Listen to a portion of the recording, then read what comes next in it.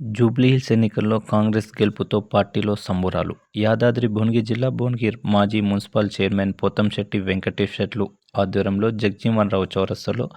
జూబ్లీహిల్స్ ఉప ఎన్నికల్లో ప్రకటించిన ఫలితాల్లో కాంగ్రెస్ పార్టీ అభ్యర్థి నవీన్ యాదవ్ భారీ మెజార్టీతో ఘన విజయం సాధించిన సందర్భంగా పార్టీ శ్రేణులు ఘనంగా విజయోత్సవ సంబురాలు.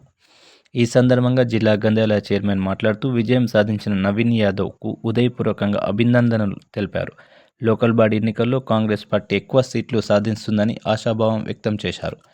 రాష్ట్రంలో సంక్షేమ పథకాలు చూసి ప్రజలు ఓటేశారని ఈ కార్యక్రమంలో పట్టణ అధ్యక్షుడు, గ్రామశాఖ అధ్యక్షుడు, మైనార్టీ నాయకులు, మాజీ కౌన్సిలర్లు,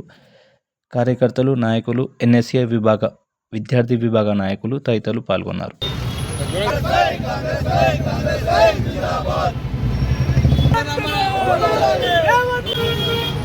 జూబ్లీహిల్స్ ఉప ఎన్నికల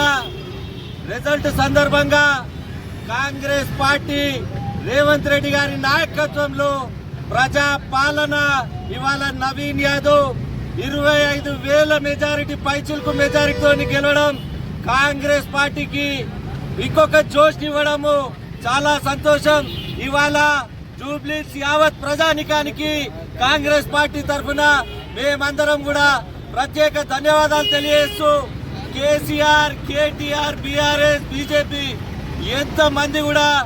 ఎన్ని కుట్రలు పన్నినా, ఎన్ని సోషల్ మీడియాలో దుష్ప్రచారాలు చేసినా ఈ జూబ్లీహిల్స్ ప్రాంత ప్రజలు కాంగ్రెస్ పార్టీ వైపే ఉన్నారని నిదర్శనంగా ఇవాళ జూబ్లీహిల్స్ ప్రజలు పట్టం కట్టినందుకు వారికి ధన్యవాదాలు తెలియజేస్తూ కేటీఆర్ ఇప్పటికైనా నీ అహంకారం తగ్గించుకుని కాంగ్రెస్ పార్టీకి రేవంత్ రెడ్డి గారి నాయకత్వంలో ఒక ఎమ్మెల్యేగా వచ్చి ఏమైనా పనులుంటే నీ ఒళ్ళు దగ్గర పెట్టుకొని రేవంత్ రెడ్డి గారికి ఒక సూచన ఇచ్చి ఎలా రాష్ట్రాన్ని నడపాలని, నవనిర్మాణ తెలంగాణ కోసం ఎలా ముందుకు సాగాలని కేసీఆర్ కూడా అసెంబ్లీకి రావాలి, ప్రతిపక్ష నాయకుడు హోదా ఎందుకని తెలియజేస్తూ, అంతేకాకుండా ఈ దేశంలోనే మొట్టమొదటి ముఖ్యమంత్రి రేవంత్ రెడ్డి గారు ఎన్నికల సమయంలో ప్రెస్ మీట్ పెట్టి కాంగ్రెస్ పార్టీ రెఫరెండానికి రెడీ సై అని చెప్పి ఓడిపోయినా విశ్లేషించుకుంటాం, గెలిచినా కానీ రెండింతలు పనిచేస్తామని ఒక మంచి స్టేట్మెంట్ ఇచ్చినటువంటి రేవంత్ రెడ్డి గారు, అంతేకాకుండా కులాలకు మతాలకు విభజించి పాలించి ఓట్లాడుదామని చూసినటువంటి బీజేపీ కానీ బీఆర్ఎస్ కానీ ఇవాళ వాళ్ళు చిత్తుగా